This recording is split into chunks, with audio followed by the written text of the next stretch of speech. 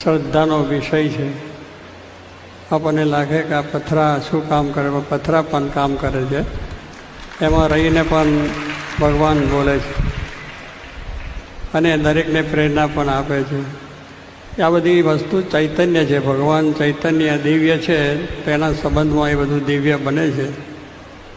એટલે આ મંદિરમાં જે આપણે કર્યું છે તો એનો લાભ આપણે પણ લઈએ, બીજા પણ લે અને દરરોજ આ પ્રમાણે એમાં આવીને કંઈક પ્રેરણા મેળવે, કંઈક આપણને એમાંથી સારું જ્ઞાન પણ થાય, એવો એક ભાવ રાખીને જ્યારે જ્યારે પ્રસંગ બને ત્યારે જરૂર આ મંદિરનો લાભ લેજો. સંતો અહીં રહે છે તો સંતોનો પણ સમાગમનો લાભ લેજો. સત્સંગી ભાઈઓ પણ ભેગા થઈને ઉત્સવો કરે છે તેનો પણ લાભ લેજો, કારણ કે આપણા બધા માટેનું છે.